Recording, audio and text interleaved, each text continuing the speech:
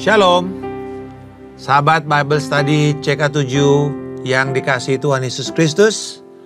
Selamat berjumpa kembali dan dalam hari ini pembahasan kita dari Yesaya 58 yang akan membahas dampak dari sikap dan perilaku berdosa pada hubungannya dengan Tuhan. Jadi bagaimana ya kalau seseorang itu berdosa dan kemudian dia juga baik sikap dan tindakannya berdosa.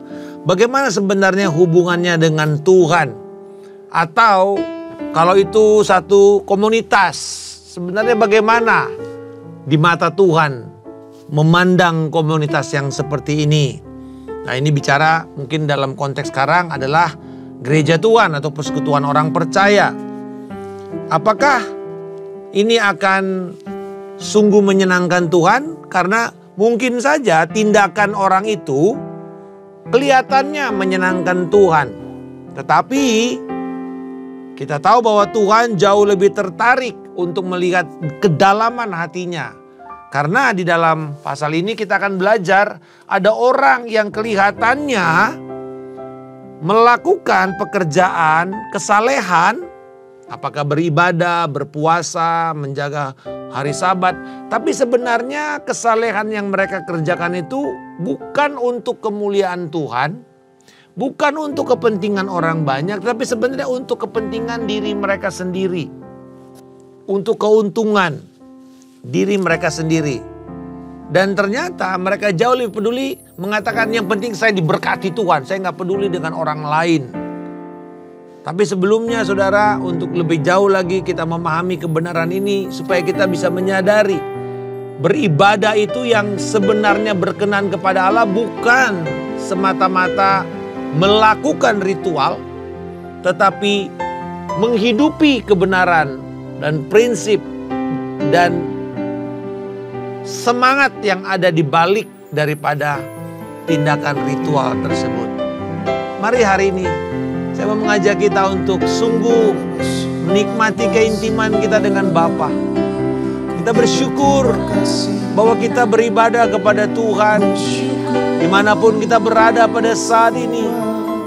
Tuhan, Kau menilik hati kami bahwa ibadah kami ini bukan hanya untuk kepentingan kami, tapi untuk memuliakan Engkau dan membawa jiwa-jiwa mendekat kepada Kristus.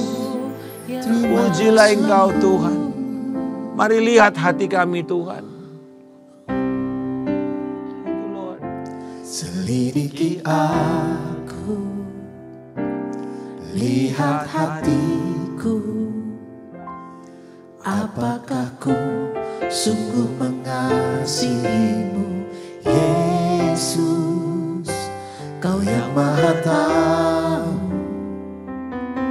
dan menilai hidupku. Tak ada yang tersembunyi bagimu. Selidiki aku, lihat hatiku,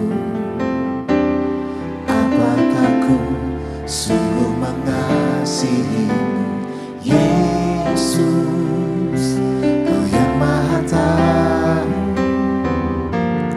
dan menilai hidupku.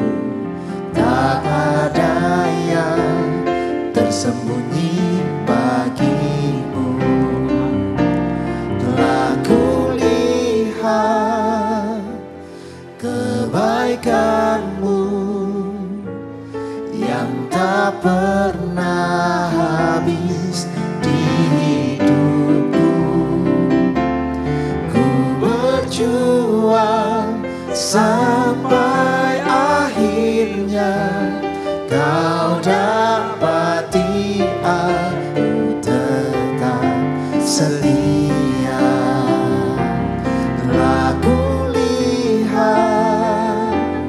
kebaikanmu yang tak pernah habis di hidupku. Ku berjuang sampai akhirnya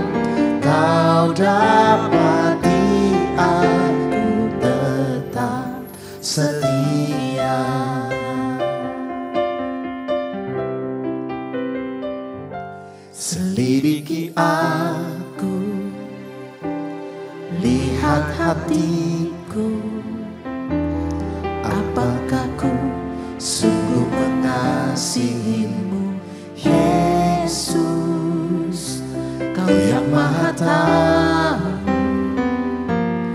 dan menilai hidupku, tak ada yang tersembunyi bagimu. Telah kulihat kebaikanmu yang tak pernah habis di hidupku. Ku berjuang sampai akhirnya kau dapati aku tetap setia. Telah kulihat kebaikanmu yang tak pernah habis di hidupku. Ku berjuang sampai akhirnya kau dapati aku tetap setia. Telah kulihat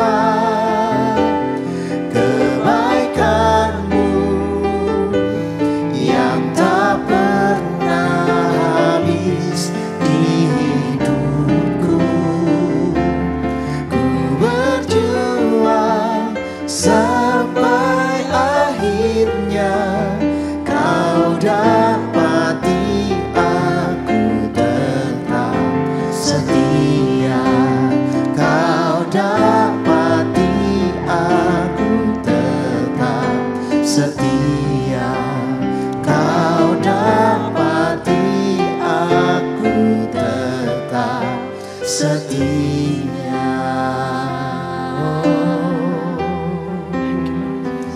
Allah yang setia, terima kasih.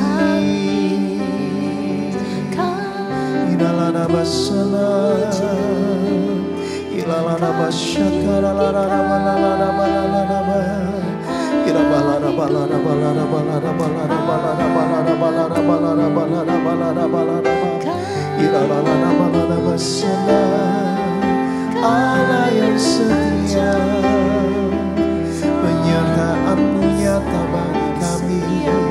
Terima kasih. Balada balada balada balada balada balada balada balada balada balada.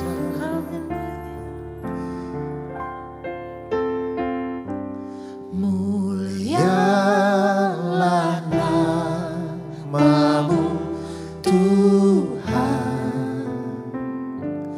dan ajaib jalan-Mu. Bimbing kami di setiap waktu.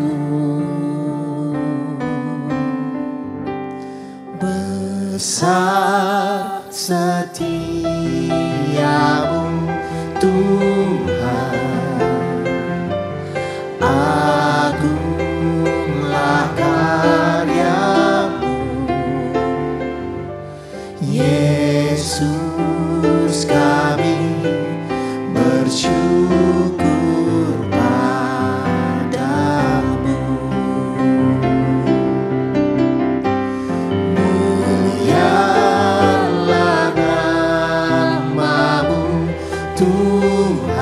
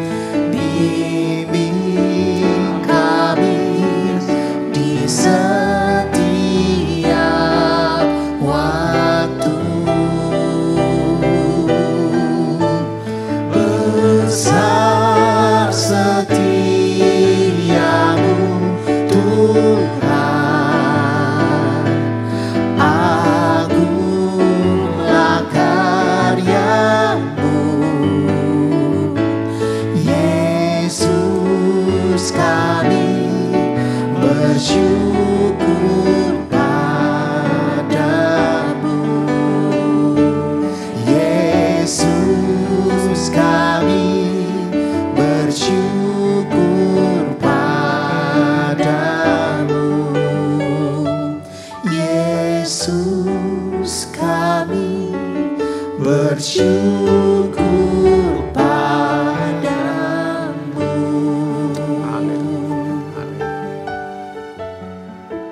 Puji nama Tuhan, saudara, pada waktu kita terus menyembah Tuhan, motif kita akan terus dimurnikan.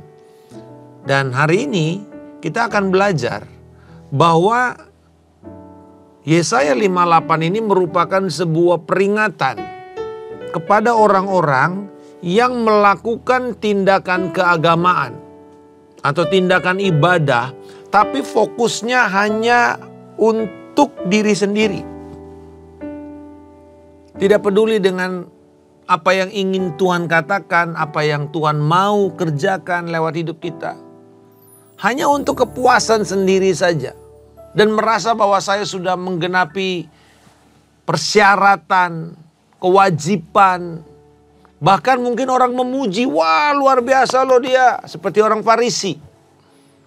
Orang memberikan kepada mereka aplaus. Dan Tuhan mengatakan mereka sudah dapat upahnya dan mereka tidak akan dapat lagi upah di sorga. Dan ini ternyata ibadah dengan fokus kepada diri sendiri, menyenangkan diri sendiri, ibadah yang egois, tidak akan berkenan kepada Allah. Jadi ada beberapa prinsip-prinsip yang harus kita hindari, yang tidak menyenangkan Tuhan.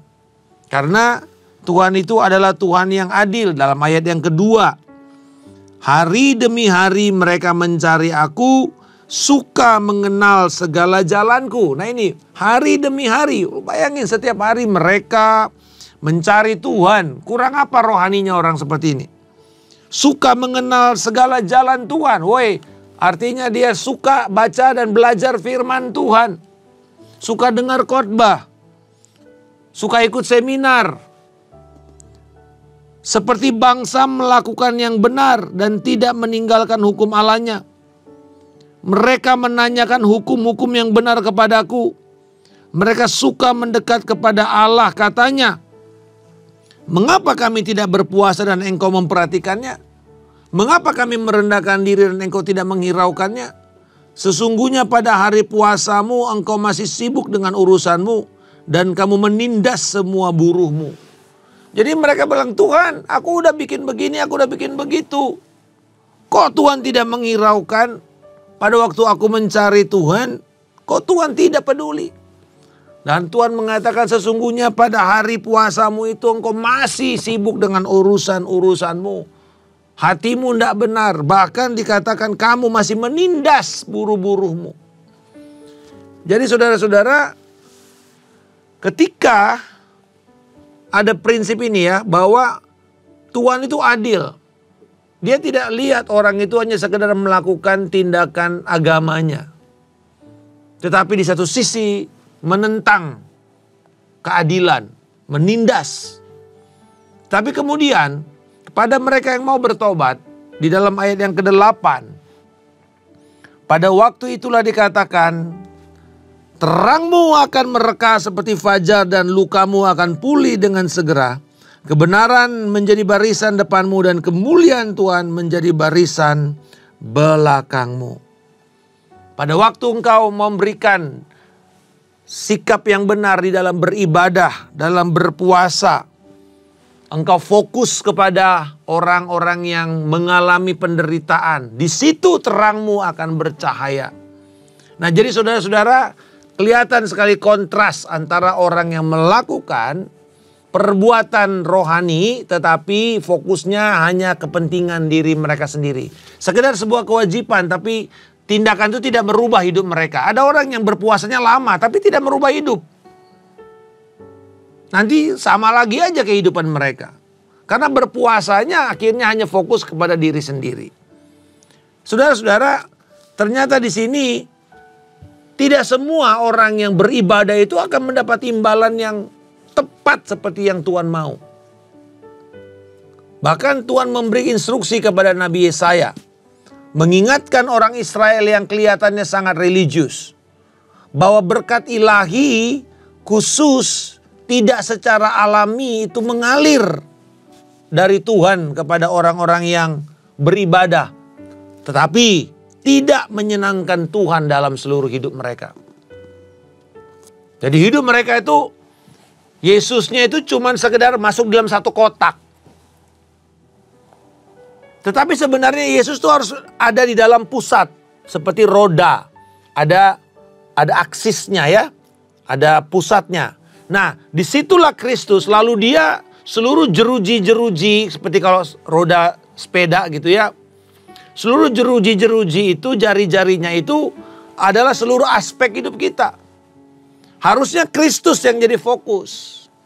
Mau kita mengelola keuangan, keluarga, pelayanan, pekerjaan, sekolah, kemasyarakatan, politik, apa saja. Mungkin itu juga olahraga, entertainment. Tidak lagi terpisah-pisah.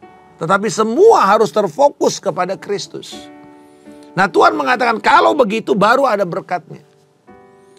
Dan yang kedua, kita juga akan melihat bahwa kesejahteraan atau berkat dalam sebuah komunitas rohani, apakah itu gereja atau orang percaya, persekutuan orang percaya, sangat terkait dengan perilaku benar setiap individunya. Jadi saudara-saudara, kita melihat ya bahwa kalau di gereja, jangan cuma andalkan para pengerja, para gembala, para pelayan yang harus hidup kudus, lalu kita enggak. Nggak bisa. Tuhan berkat itu harus menyeluruh, semua orang harus berpartisipasi. Berpartisipasi aktif di dalam rumah Tuhan. Nah saudara-saudara, kita melihat pertama dari masalah berpuasa. Lalu yang kedua masalah sabat. Karena kalau orang berpuasa dengan hanya mencari kesenangan sendiri dalam ayat 6 dan 7. Puasa seperti apa yang Tuhan kehendaki? Yaitu merendahkan diri, menundukkan kepala seperti gelaga, membentangkan kain karung. Apakah itu? Apakah seperti itu puasa yang mukanya muram? Oh, semua orang harus peduli dan harus prihatin karena kamu sedang puasa. Apakah itu yang Tuhan inginkan? Dikatakan bukan. Ayat yang ke-6. Berpuasa yang kau kehendaki ialah supaya engkau membuka belenggu-belenggu kelaliman. Berarti apa? Kita melawan ketidakadilan, penindasan, melepaskan tali kuk, memerdekakan orang teraniaya, mematahkan setiap kuk, memecahkan roti, membagikan kepada orang lapar, membawa ke rumahmu orang miskin yang tidak punya rumah, melihat orang telanjang lalu memberi pakaian. Saudara-saudara, artinya kepedulian kita kepada orang yang lemah, yang prasejahtera, yang miskin, yang tertindas, itu merupakan bagian dari puasa yang Tuhan inginkan. Artinya bahwa puasa jangan sekedar tahan lapar dan tahan haus. Atau dalam berpuasa kita menghabiskan waktu membaca firman semata-mata, tapi kita tidak peduli dengan orang sekitar kita. Kita tidak mengulurkan tangan kita untuk menolong mereka. Apalagi Yesus mengatakan kalau kamu berpuasa minyakilah rambutmu, cuci mukamu. Supaya jangan orang ketahuan bahwa kamu itu berpuasa. Karena jangan berpuasa seperti sebuah performa. Seperti satu sandiwara pertunjukan rohani. Nah saudara-saudara, ini yang kita mesti pelajari dan tanggapi dengan benar. Karena kalau tidak, Tuhan akan menghakimi orang seperti itu. Tapi sebaliknya, ketika kita melakukan ayat 6 dan 7, maka ayat 8 menjadi berkatnya. Terangmu akan bercahaya, akan ada penyembuhan, kesembuhan, kebenaran. Bahkan Tuhan menuntun mereka ke jalan-jalannya. Bahkan ayat 9 dikatakan, pada waktu itulah engkau akan berseru dan Tuhan menjawab. Wow.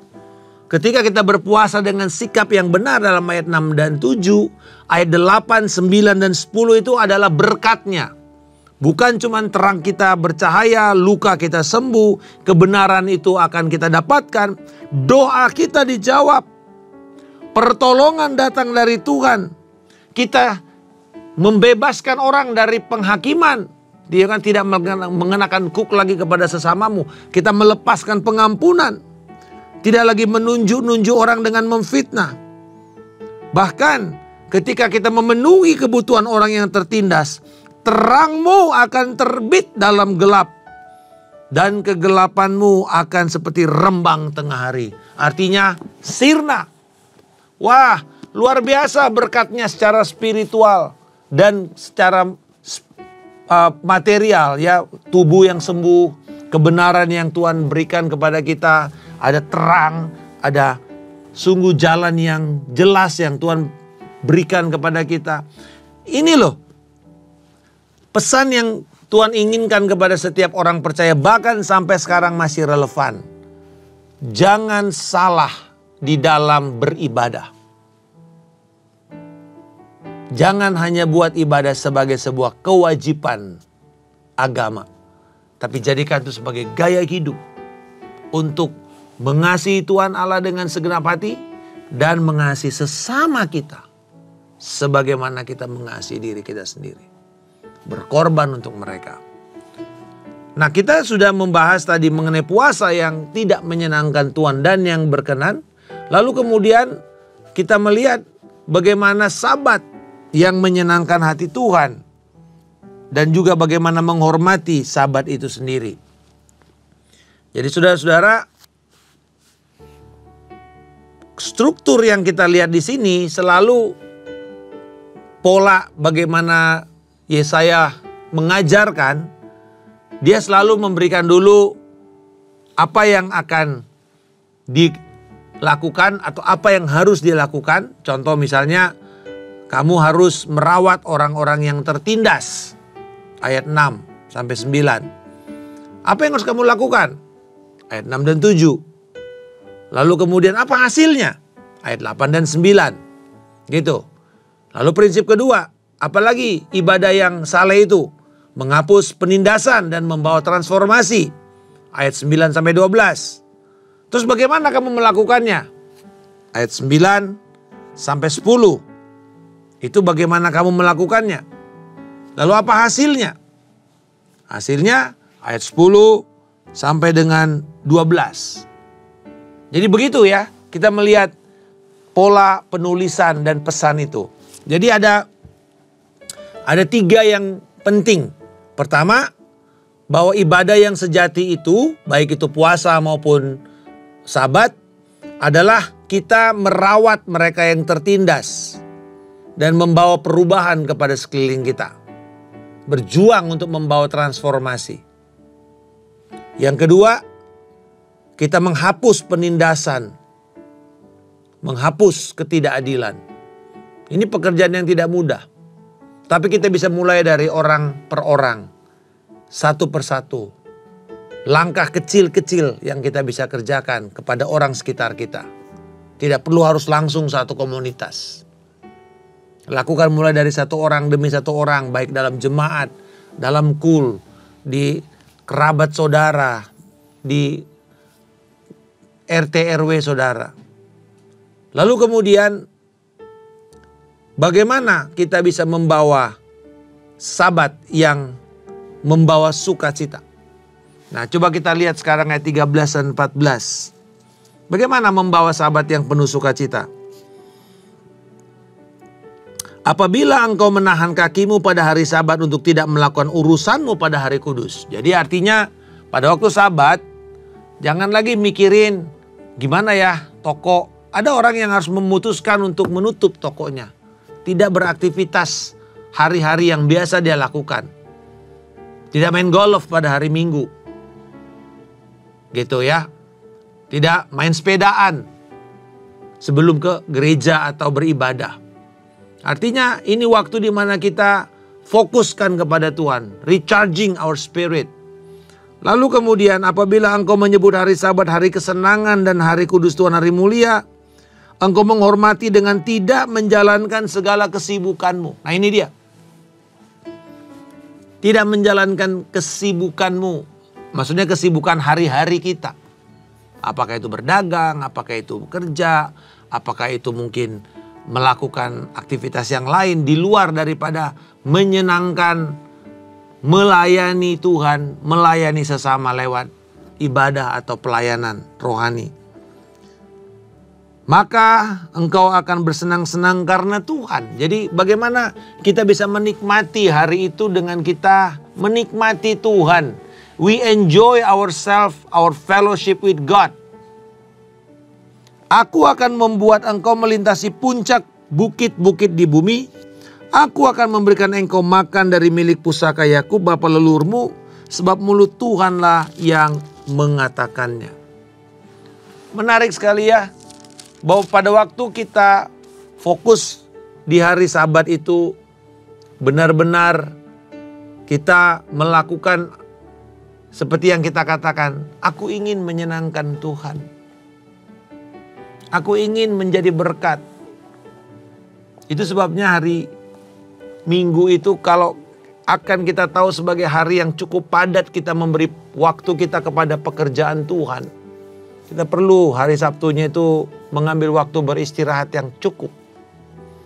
Supaya kita punya energi untuk melakukan itu. Nah saudara-saudara, bagaimana implikasinya kepada kita? Jadi dalam pasal 58 ini ada perbedaan gaya hidup ya. Ada perbedaan perilaku keagamaan. Ada iman dua kelompok orang yang berbeda. Mungkin dua-duanya kelihatannya melakukan tindakan yang religius. Yaitu kelompok berpuasa. Tapi kelompok berpuasanya ini berpuasa yang keuntungan pribadi. Yang penting gue lebih saleh. Gue lebih rohani. Tetapi hati mereka tidak terfokus kepada Tuhan. Sementara yang satu bagaimana dia berpuasa. Tapi dia berpuasa itu untuk mempraktekkan kehidupan yang saleh. Yaitu dengan cara memberi diri, melayani. Bagaimana waktu puasa itu dia manfaatkan, memperhatikan hidup orang lain. Dan ini jelas sekali. Jadi satu fokusnya diri sendiri, satu fokusnya adalah orang lain. Dan akhirnya kita tahu, mau apapun doa, kamu tidak akan Tuhan berkati. Sementara yang satu ini hidupnya menghormati Tuhan. Hidupnya menyenangkan Tuhan. Hidupnya bagaimana memancarkan kasih dan kebaikan Tuhan. Maka doa, perayaan, puasa, ibadah Sabatnya atau ibadah minggunya itu datang dari hati yang penuh sukacita. Datang dari kemurahan hati kepada orang lain. Dan kemudian bersukacita melihat jawaban doa. Dan mengharapkan adanya Tuhan bekerja melalui hidupnya. Lewat hidupnya ada kesembuhan, ada pengharapan. Dan bagaimana mereka bisa menikmati sukacita bersama-sama dengan Tuhan dan dengan jemaat. Saya percaya saudara-saudara, kembali lagi sikap hati kita, kondisi hati kita, komitmen hati kita itu harus terpancar dan selaras dengan tindakan kita. Jangan lakukan pelayananmu dengan terpaksa. Jangan lihat ini sebagai sebuah kewajiban semata-mata. Tapi lihatlah ini sebagai sebuah waktu di mana engkau seperti bersenang-senang dengan Tuhan. Engkau sungguh menikmati having a good time with God. Kita menikmati. Saudara-saudara, coba ya. Kalau kita dalam perjalanan, kita hanya fokus kapan sampainya ya. Kapan sampainya ya. Maka kita akan banyak kehilangan hal-hal yang menarik sepanjang perjalanan. Artinya we don't enjoy our trip. We don't have a good time. Karena fokus kita cuma kapan sampai. Aku mau bikin begini, aku mau bikin begitu. Tapi seandainya kita bukan hanya menikmati kapan mau sampai. Tapi kita menikmati, ternyata dalam perjalanan ini ada ini loh. Ada sawah. Wah, lihat orang yang lagi manen. Lihat anak-anak yang lagi main di sawah yang kering. Kita bisa enjoy, kita bisa menikmati. Sehingga perjalanan kita itu semakin kaya. Dan sampai pun kita akhirnya mengatakan, I enjoy my trip. Nah saudara-saudara, di dalam beribadah juga sama seperti itu. Jangan cuman, yang penting pekerjaan selesai, pelayanan selesai, khotbahnya selesai. Berapa targetnya? Jangan. Tapi mari we enjoy every moment. Dari satu ibadah ke ibadah lain. We enjoy. Terutama tantangan kita kepada kita yang beribadah itu harus melayani berkali-kali ibadah. Kadang-kadang semuanya sudah jadi rutin. Tapi saya belajar. Terutama kalau khotbah gitu. Walaupun mungkin khotbahnya hampir sama atau mungkin ada perbedaan. Tetapi setiap momen itu saya akan nikmati. Bukan cuma sekedar kapan selesainya ya. Kapan selesainya 30 menit itu ya. Enggak. Tapi menikmati. Bersama dengan Tuhan. Dengan firman-Nya. Dan saya berdoa supaya setiap kita. We enjoy and having a good time. Di sini dia pakai kata itu. Engkau bersenang-senang karena Tuhan. Maka Tuhan yang akan membuat kamu melintasi puncak-puncak itu. Tuhan akan membuat kamu dipromosikan naik dan menikmati hasil pelayananmu. Kiranya setiap kita akan memiliki perspektif yang baik. Yang benar. Dalam kita melayani dan beribadah. Apakah itu dalam doa, perayaan, puasa, atau bahkan di dalam pelayanan ibadah kita setiap minggunya. Tuhan Yesus memberkati. Kami berdoa Tuhan kiranya Engkau akan membuat hati dan pikiran kami senantiasa terarah untuk menyenangkan Tuhan dan melayani orang-orang yang sekitar kami. Berikan kami kepekaan dalam kami beribadah. Supaya ibadah kami bukan hanya sekedar menyelesaikan kewajiban. Tapi kami menikmati momen-momen kami melayani, kami memberi diri kami kepada orang. Menikmati setiap orang-orang yang dilayani dan mereka yang didoakan. Dan mereka akan mengalami pemulihan. Dan biarlah kami juga mendapatkan kekuatan setiap kali kami selesai dalam pelayanan kami. Berkati Tuhan setiap umat-Mu. Kami mendapat manfaat dari ibadah-ibadah pribadi kami dengan Engkau. Marilah terima berkat Tuhan. Tuhan yang memberkati Engkau dan Tuhan yang melindungi Engkau. Tuhan akan membuat wajahnya senantiasa bersinar atas Engkau dan memberikan Engkau kasih karunia yang melimpah. Tuhan menghadapkan wajahnya dan memberikan Engkau damai sejahtera yang melampaui segala akal dan pikiran. Kebenaran, sukacita dan damai sejahtera Roh Kudus penuh dan melimpah dalam hidupmu. Kasih karunia dari Allah Bapa, cinta kasih Tuhan kita Yesus Kristus, persekutuan yang indah, erat dan manis dengan Roh Kudus, kiranya memelihara engkau dari hari ini sampai Tuhan Yesus Kristus datang untuk kedua kalinya, menjemput kita di awan kemuliaan, membawa kita memerintah dalam kerajaan damai-Nya hingga kekal selama-lamanya. Dalam nama Tuhan Yesus Kristus, kami telah berdoa dan mengucap syukur. Haleluya. Amin. Terus memberkati. Sampai bertemu di lain kesempatan. Shalom.